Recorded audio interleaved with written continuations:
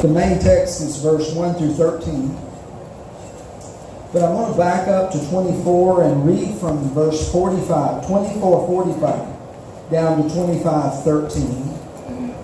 It's the New King James text.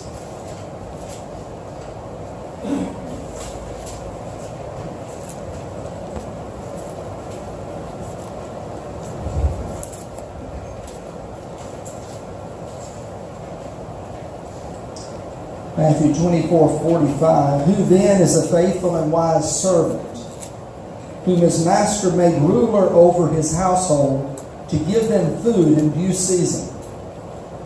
Blessed is that servant whom his master, when he comes, will find so doing. Assuredly I say to you, he will make him ruler over all his goods. But if that evil servant says in his heart, my master is delaying his coming, and begins to beat his fellow servants, and to eat and to drink with the drunkards, the master of that servant will come on a day when he is not looking for him, and at an hour that he is not aware of. Verse 51. And will cut him in two, and appoint him his portion with the hypocrites. There shall be weeping and gnashing of teeth. Chapter 25. Then the kingdom of heaven shall be likened to 10 virgins who took their lamps and went out to meet the bridegroom. Now 5 of them were wise, and 5 were foolish. Those who were foolish took their lamps and took no oil with them. But the wise took oil in their vessels with their lamps. But while the bridegroom was delayed, they all slumbered and slept. And at midnight a cry was heard, Behold, the bridegroom is coming. Go out to meet him. Then all those virgins arose and trimmed their lamps. And the foolish said to the wise, Give us some of your oil, for our lamps are going out. But the wise answered, saying, No, lest there should not be enough for us and you, but go rather to those who sell and buy for yourselves. But while they went to buy, the bridegroom came. Those who were ready went in with him to the wedding, and the door was shut. Afterward, the other virgins came also, saying, Lord, Lord, open to us. But he answered and said, Assuredly I say to you, I do not know you. Watch therefore, for you know neither the day nor the hour in which the Son of Man is coming. That's verse 13. Now, earlier in chapter 24, he repeated this phrase in 24:36. Of that day and hour no one knows, not even the angels of heaven, but my Father only. In verse 36. And it seems like he said it again in verse 42. Watch therefore, for you do not know what hour your Lord is coming. And in verse 44, you also be ready, for the Son of Man is coming at an hour you do not expect. Okay, so you can tell this topic here, thing, being ready. Now, he uses, and in the parable of the bride and the bridegroom, the 10 virgins here, and he uses this imagery or metaphor of the bride and the bridegroom. But it's an interesting wedding, because the wedding's waiting on the bridegroom. We would never have this issue in America. Because we have a certain time the wedding starts. If he's not there then, there's something seriously wrong. Sometimes the groom gets left at the altar. Sometimes the bride gets left at the altar. So in America, and I think Korea too, especially with the wedding halls, you have a certain time you have to have the wedding. If you don't have it during that time, everything is messed up. You've ordered it for what, 2 or 3 hours slot, and you got to pay a lot of money. If people don't show up, you have a major problem. Well, it seems this story in the Middle Eastern wedding was quite different. This bridegroom referred to here was either lived in a foreign country or a long distance away and was coming, or had gone away and was returning. Okay? And so that the whole town, I guess, was waiting on him to get there. And they were to be ready because when he arrived, the wedding was going to, procedures were going to take place. The bridegroom was coming. Now, this whole idea about the bride and the bridegroom, this metaphor, is used in the Old Testament as well. Now, I only chose Isaiah to use this morning as text, and I hope you'll stay with me. There's many other places in the Scriptures where this is referred to, bride and bridegroom, and especially in regards to Israel. But we're going to look at Isaiah 61. And here's the point. Our souls are to be joyful in God like the bride and the bridegroom, how they rejoice. Isaiah 61 verse 10. I will rejoice in the Lord. My soul shall be joyful in my God. For he has clothed me with the garments of salvation. He has covered me with a robe of righteousness. As a bridegroom decks himself with ornaments, and as a bride adorns herself with jewels. And that came out in our parable today too, with the special clothing worn. So, what's he saying? What's Isaiah saying? Well, God's people, in this case, I'm sure it's in a reference to Israel, God's people are to be joyful. Why? They're to be joyful because of their salvation and their righteousness.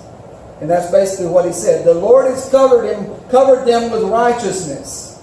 And the way he has covered them is like a bridegroom who is ready for the wedding. We would say in tuxedo and tie, ready for the wedding.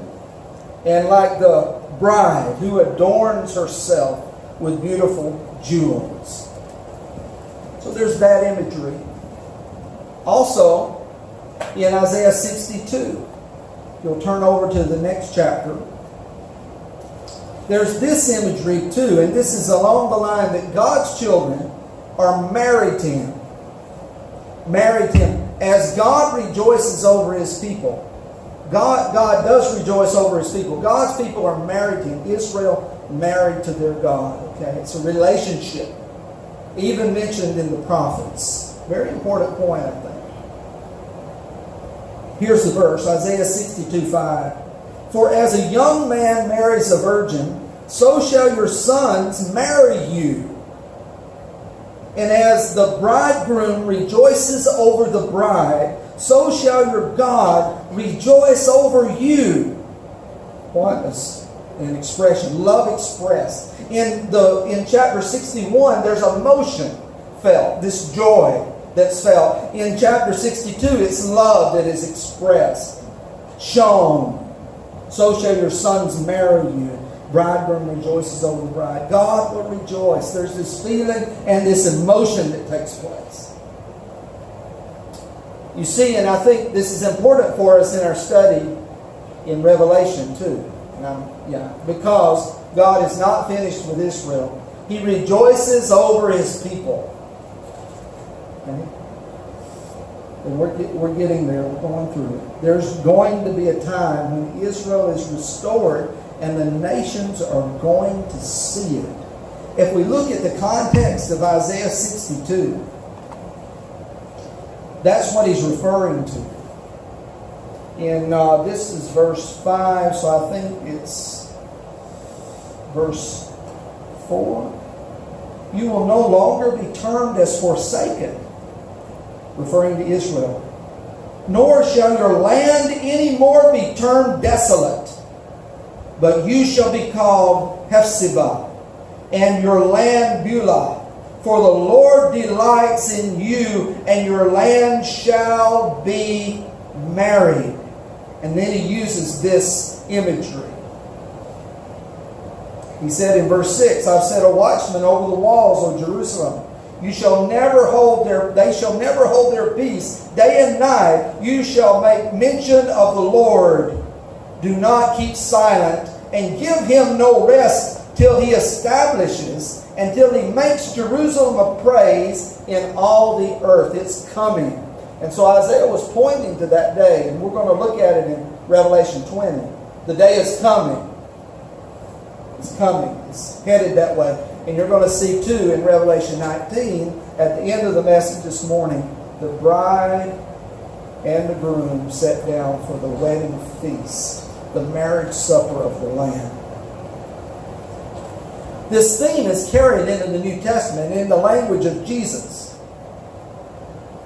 We're going to focus on Matthew's Gospel. If you'll look in Matthew chapter 9, turn over to Matthew chapter 9.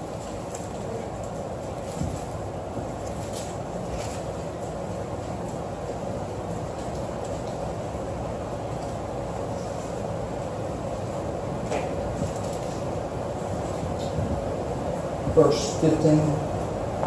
Let's see.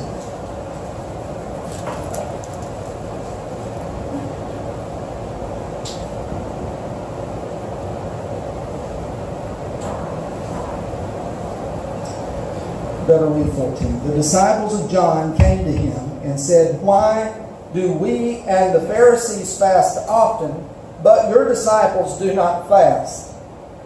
And Jesus replied, Can the friends of the bridegroom mourn as long as the bridegroom is with them? But the days will come when the bridegroom will be taken away from them, and then they will fast. Now, Jesus obviously is applying this to himself, that he is the bridegroom here. The question among the disciples of John, we're causing our bodies to suffer for religious purposes. Why did they're thinking Jesus' followers are like rejoicing. And even the Pharisees, he called Jesus like a glutton and a wine bibber, and that kind of thing. So those kind of accusations were put against Jesus and his disciples. And of course, Jesus knew what was coming. The day was coming when the bridegroom would be taken away. We'd go to a far country. And then he's going to return for the feast, the marriage supper. That's in Matthew 9. There's more to this. And this is also where the piece of unshrunk cloth, he says in verse 16, it's another illustration. No one puts a piece of unshrunk cloth on an old garment, for the patch pulls away from the garment, and the tear is made worse. Nor do they put new wine into old wineskins, else the wineskins break. So this new covenant, this kingdom that's coming, is going to be something new, is what he's saying. The kingdom the Lord Jesus was announcing and bringing to reality. A spiritual kingdom like they had never known before. And we live in. And we live in the benefits of that kingdom. Now go on to Matthew 25, finally. We'll get to the parable. Matthew 25. God's people must be prepared and ready for the return of Jesus. When we preach about the second coming of Jesus, and I've done that a lot over the last year, more than a year. A lot about the second coming of Jesus. Our emphasis normally is, He will come at any moment, you better be ready. That's our emphasis. In the parable, it's interesting because Jesus covers the whole situation. He speaks to His followers that yes, they must be ready because He could come any moment, but they also have to be prepared for a delay. And I think that comes out in this parable, that they need to be prepared because there may be an unforeseen delay in the coming of Jesus, which they could not have known at that time.